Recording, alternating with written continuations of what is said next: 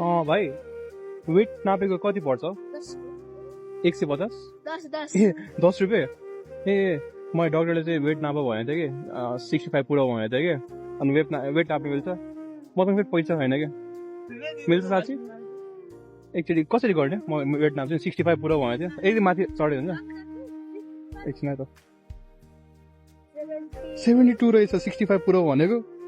ए 72 झन् घटाउनु पर्यो अब दौडेर अनि किन पढिएको नि यसरी यहाँ बाटोमा बुक किन्नलाई ए कतिको कमाउँछ नि यसरी दिनमा कतिको कमाउँछ यो ए त्यति मात्र बुकको कति पर्छ बुकको एउटा बुकको पर्छ 300 कतिवटा बुक किन्नु पर्ने पढ्नलाई किन्नु पर्ने हो तिमीले यो पढिएको देखेर मेरो मन चिन्छ क्या अनि म आएको एकचोटि म त्यो सानो सामाजिक परिश्रम गरेँ क्या तिमीले दिन्छै दिएन मसँग पैसा नहुँदाखेरि नि तिमीले दियो रहेछ खुसी लाग्यो अनि किन यस्तो बाटोमै बसेर पढिएको नि पैसा आउँछ भनेर भाडा तिरे होइन घरमा को बस्नुहुन्छ ड्याडी मम्मी कता नि गाउँ घरमा एक्लै बस्नुहुन्छ एक्लै ए अनि कति क्लासमा पढाउनु भएको 3 मा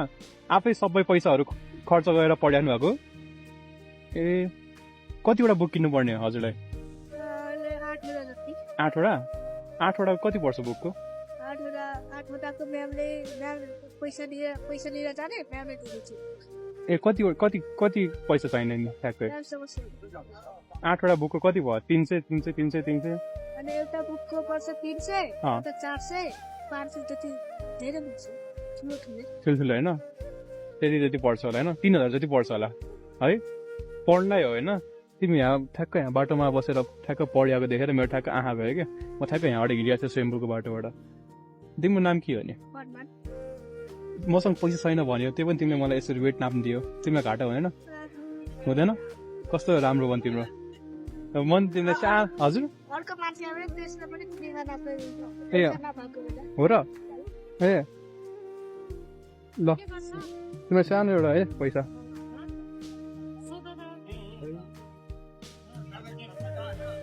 फ्ल्यास फाच्यो तिमीलाई साह्रो किताबहरू किन्नलाई हजुरहरू किन अनि सबैजना हेरिरहनु भएको छ हजुर उहाँ पढिराख्नु भएको रहेछ क्या अनि सानो तिमीलाई किताब किन्नलाई हुन्छ साँच्ची किताब पढ है त राम्रोसँग तिमीले पढेको देखेर म आएको हो तिमीले सहयोग पनि गर्यो मलाई होइन खुसी भयो ल राम्रोसँग पढ है त ल बाई बाई खुसी भयो ल अब म्यामले दिनुहोस् अनि पछि बुकहरू आउँछ राम्रोसँग पढ तिमी अनि रेन्टहरू पनि तिरेको घरको कि छैन कति पर्छ रेन्टको 8000 कति महिनाको तिर्नु बाँकी हो 2 महिनाको ल म तिमीलाई फेरि पछि आउँछु भेट्न हुन्छ है चिन्नुहुन्छ हजुरले हजुर चिन्नुहुन्छ हजुर बुझेन नि ए फर्स्ट रोड देख्नु भएको ए हजुर यहाँ आउनु भएकोले चिन्नुहुन्छ कि ए अनि तिमीसँग मोबाइलहरू छ कि छैन मोबाइलहरू केही छैन तिमीसँग कन्ट्याक्ट गर्नलाई यहीँ आउनु पऱ्यो म अर्को पालि यहीँ हुन्छ नि तिमी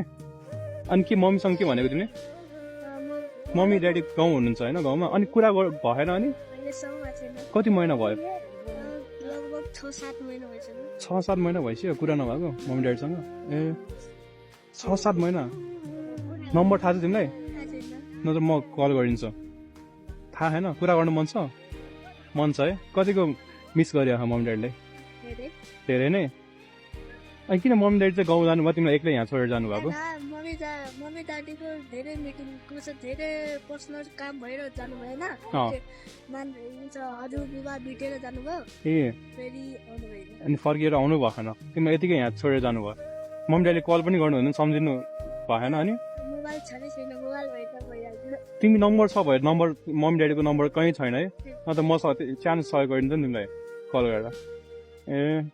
ल राम्रोसँग पढ है अनि पैसाहरू कसरी जुत्ता राख तिमीले यो 200 रुपियाँ मात्रै कमाउनु छ होइन दिनमा कसरी पैसाहरू जुत्ता राख अनि